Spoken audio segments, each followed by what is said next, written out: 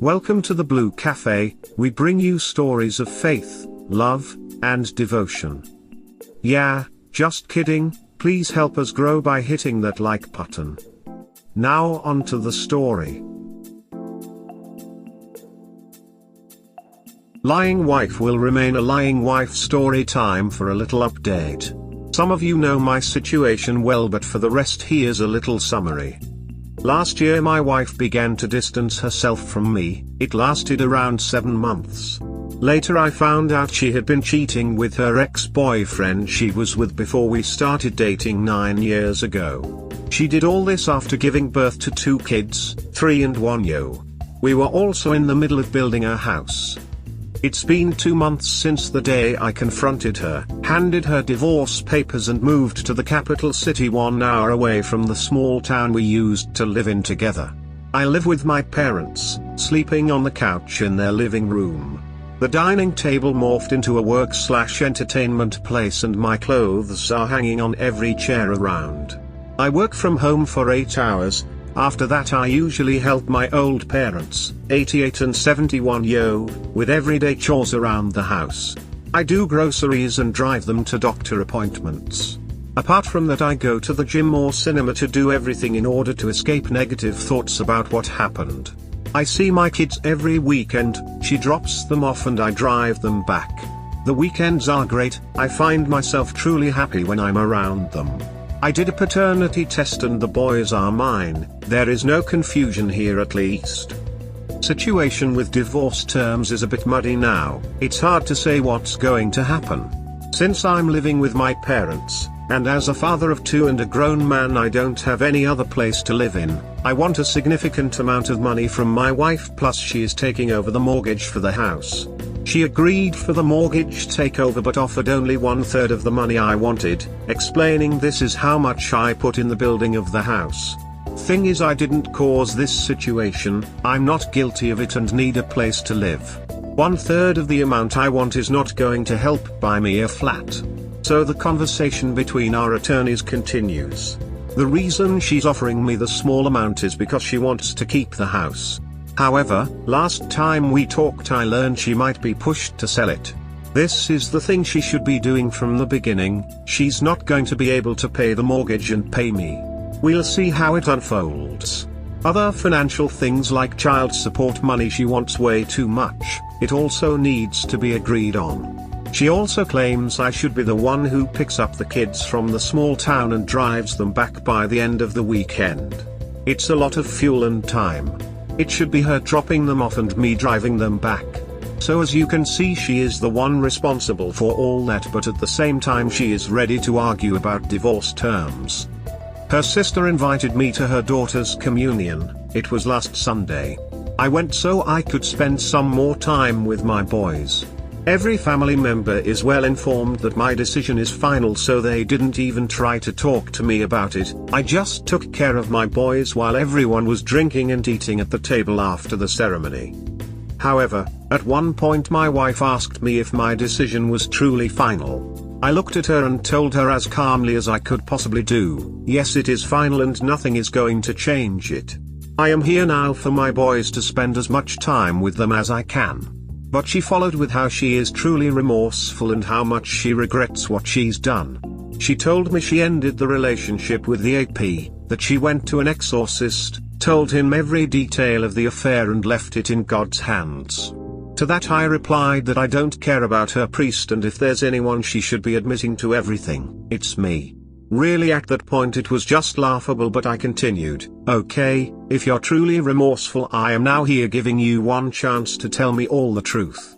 Tell me how many times you had sex with him? She replied she didn't. Then I asked her, remember when you had that party with your friends from work back in November?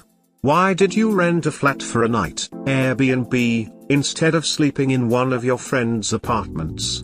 After hearing that she went numb, couldn't find any words besides why do you need to keep torturing yourself with it? I explained that if she was truly remorseful, she wouldn't continue to lie 2 months after I left her. That was just one example. I told her that to me sex over video chat is the same and I know she had it with him. She couldn't even count how many times she'd done it with the AP. After that I told her, how do you imagine getting back together? You start a topic with me and lie the next second. Do you know that I would be checking your phone every day? What do you think about that? She replied, that wouldn't be trusted, it would just be treating me like garbage. Then our son interrupted and the conversation was leaning to the end. I finished it with, remember, you didn't just cheat on me, you cheated on our two little, wonderful boys too. It destroyed her. She started yelling that it is the last time I told her something like that in front of our kids. It's funny because her sister has told me how my wife is suffering and crying every day because of all this. It's a true two-faced woman, crying in front of the family and yet still lying to me. She even told me that if she wanted she would be with the AP and her family couldn't do anything about it. Like I should be thankful that she ended it with him and now she is in control of not being with him. Like, come on. I guess I'm just venting at this point and keeping you up to date. Thanks for the support you all gave me. I will stay strong and finish this mess one day. I think it's not going to end well for my boys and they will need some psychological help. The older one is nervous lately, but I will always be there for them. Wife and mother of two little boys cheated and wants me back. Seeking advice. I posted my entire story on infidelity subreddits and made up my mind that divorce needs to happen. However, there were some people there who recommended posting also here so that I also get an opinion of betrayed spouses who decided to continue their relationship under certain circumstances. I think it will help me get the whole picture before continuing with some major life decisions. My story. Wife had a boyfriend while being married to me. It was her ex living abroad, but he visited her a few times. Both EA and PA. It lasted for around 7 months. I gathered all the evidence I needed, confronted her and moved out, leaving her with our 2 kids, 1 and 3. I moved out because it was not our flat. It was her dad's flat. He was letting us use it until we finished building our house. It had to be me. That was 3 months ago. Details in my previous posts. Update. Our attorneys finally came into an agreement and the divorce will happen shortly. She is taking the unfinished house and the mortgage is exclusively hers now. The house is for the kids. I don't want anybody to tell me in the future that I caused the selling of the house as part of my revenge for her infidelity. Plus I don't want to live in it, in her small hometown an hour away from the capital city where I am now. However, I am taking what I put in it and that amount is not bad at all. Child support amount is not bad either. Plus we agreed that she will be dropping the kids at my place in the capital city every other weekend. I'll just have to drive them back. Now I see my kids almost every weekend, but it is not enough for me. It causes me so much pain I can't handle it sometimes. I just can't allow 1 and 3-year-old boys to live without a father because of a woman who can't behave. I just wish I could have them, but that's not possible because of the law in Poland. I will have to start driving there in the middle of the week or something to survive. As for her, she keeps messaging me that she loves me, wishes she could turn back time, that she is suffering because of her deeds every day. She softened to a point when she even told me that she no longer thinks checking her phone would be treating her like garbage. She allowed it, and told me I could do it all the time. She told me we could move out of the small town to the capital city. She agreed to tell me everything about the affair and every detail of it if I'll take her back. She came to my parents and apologized.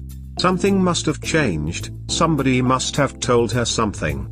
She's willing to do everything now, actually showing some remorse. Last time she messaged me this: thank you for not selling the house and ending it with me amicably. Agreeing to your terms also means accepting the divorce. I will have to agree in court, but let me just tell you that it will not be true. I don't want this divorce and love you very much. I know you don't believe it and I understand it, but I want you to know that I hope I will have a chance to prove my love to you one day. I love you and I'm sorry for everything.